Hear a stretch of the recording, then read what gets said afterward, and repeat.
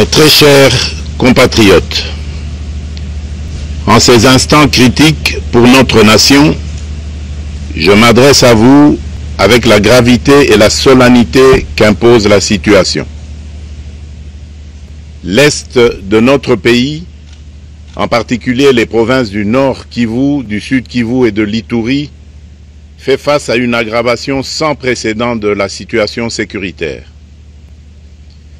Les forces de défense du Rwanda, en soutien de leurs marionnettes du M23, poursuivent leur entreprise terroriste sur notre territoire, semant la terreur et la désolation parmi nos populations. Je partage avec vous la douleur et l'indignation face à ces attaques barbares.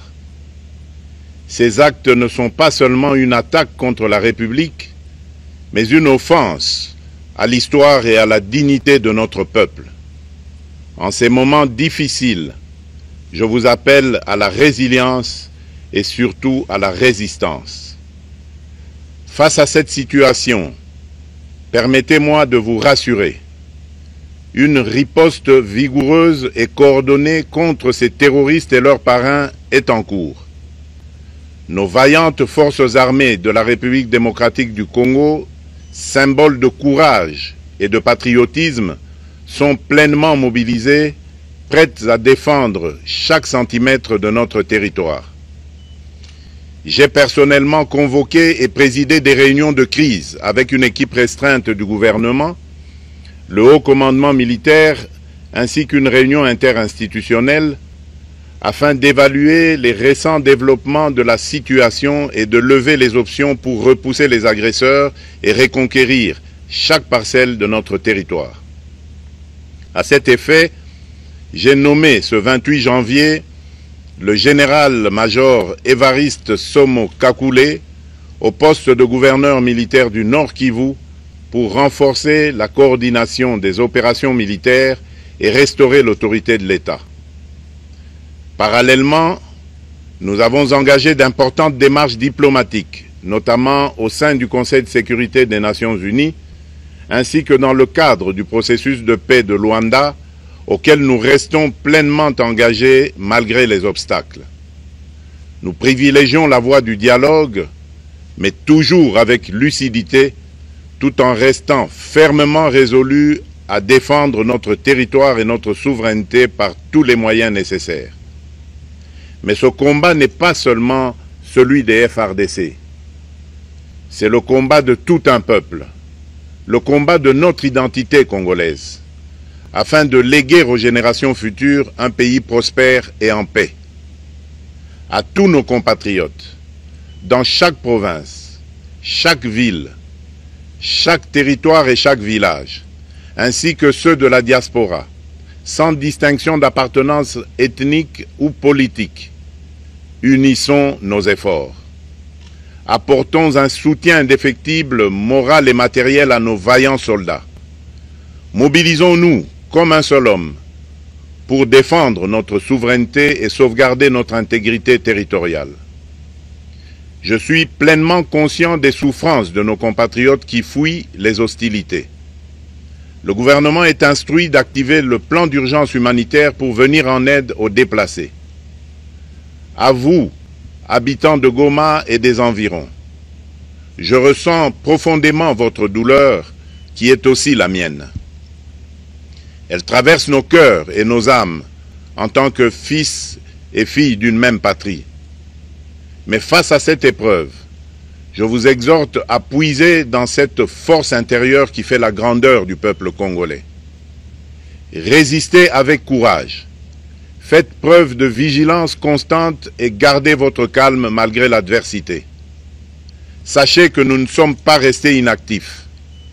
Des plans de contingence sont préparés pour assurer la protection de la population civile et prévenir toute escalade de la violence.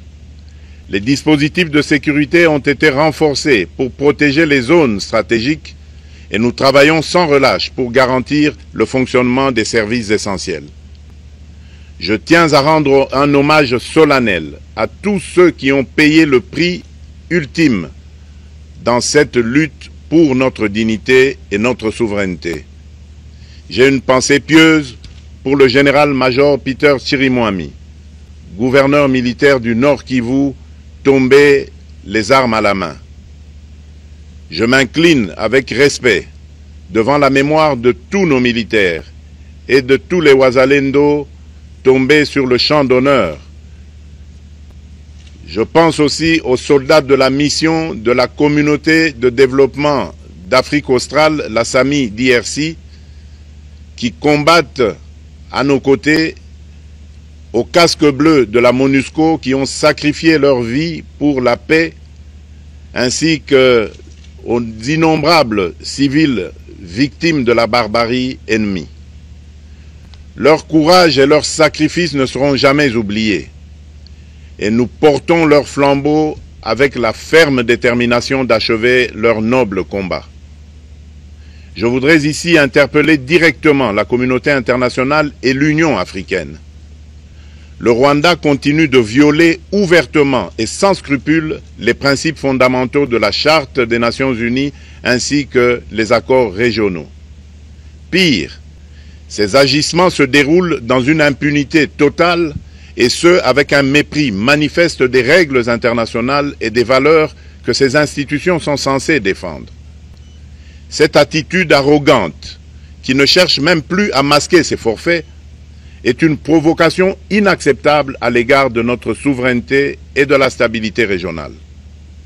La présence de milliers de soldats rwandais sur notre sol, leur soutien politique, logistique et militaire à leur pantin du M23, ainsi que leur implication dans l'exploitation illégale de nos ressources naturelles, nous conduisent tout droit à une escalade aux conséquences imprévisibles, mettant en danger toute la région des Grands Lacs.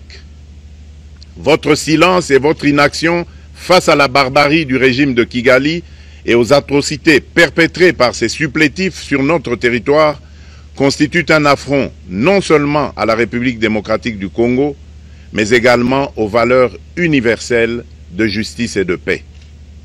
Le peuple congolais prend acte de cette passivité qui frôle la complicité. Soyez sûrs d'une chose, la République démocratique du Congo ne se laissera pas humilier ni écraser. Nous nous battrons et nous triompherons. Congolaises et Congolais, l'heure est certainement grave, mais notre détermination est encore plus inébranlable. Ce moment critique nous offre l'opportunité de montrer au monde ce qui fait notre force, c'est-à-dire notre unité sans laquelle tous nos efforts seraient vains. Je vous appelle à être vigilants, mais à ne pas céder à la haine, aux divisions ou à la violence. Je condamne avec la plus grande fermeté les actes de vandalisme et de pillage qui ont visé certaines missions diplomatiques accréditées en République démocratique du Congo, ainsi que des intérêts privés dans la ville de Kinshasa. Ces comportements irresponsables dénaturent l'expression saine de notre colère face à l'agression barbare nous imposée et jettent une ombre sur les manifestations pacifiques de soutien à nos vaillantes forces armées qui luttent avec courage et abnégation pour défendre notre souveraineté. Notre engagement doit rester ferme et discipliné. Nous gagnerons cette guerre par notre unité, notre courage et notre sens de responsabilité, et non par la violence aveugle et par l'anarchie.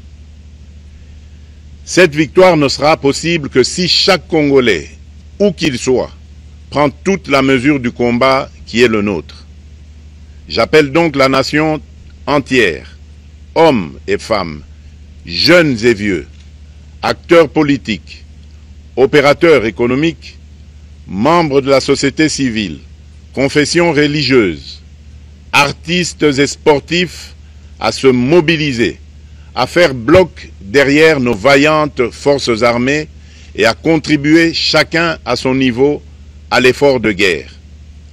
J'ai instruit le gouvernement de mettre en place des mesures rigoureuses de réduction du train de vie des institutions et de leurs animateurs afin que les ressources ainsi économisées soient directement réorientées vers le soutien à nos forces armées.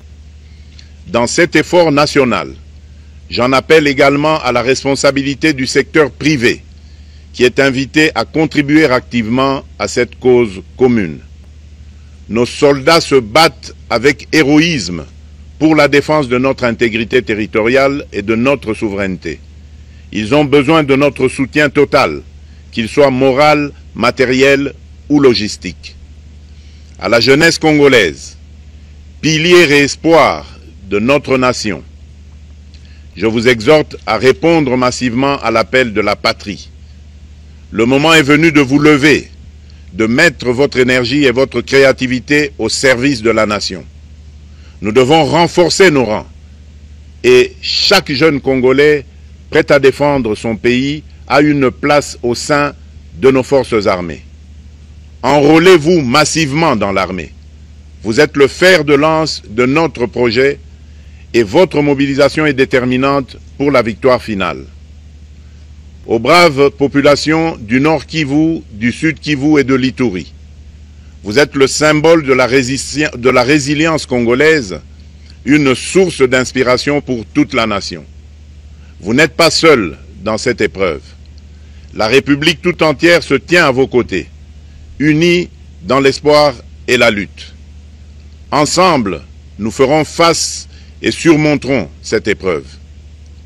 À nos vaillantes forces armées et aux vaillants patriotes Wazalendo, véritables sentinelles de la souveraineté nationale, je rends un hommage appuyé et vous exprime au nom de toute la République notre reconnaissance infinie et notre fierté inébranlable. Votre bravoure, votre discipline et votre engagement sans faille inspirent et mobilisent tout un peuple déterminé à défendre son territoire. Sachez-le, la République ne vous abandonnera jamais. Votre combat est le nôtre et vos sacrifices ne seront jamais oubliés. Vous incarnez l'honneur de la nation congolaise. À tous mes compatriotes d'ici et de la diaspora, la République démocratique du Congo ne pliera pas. La République démocratique du Congo ne reculera pas. Je ne vous abandonnerai jamais. J'en fais ici le serment. Le soleil n'a pas cessé de briller sur notre patrie. Ensemble, main dans la main, nous surmonterons cette tempête et nous ouvrirons une ère nouvelle de paix et de prospérité pour les générations futures. Que Dieu bénisse la République démocratique du Congo et son peuple. Je vous remercie.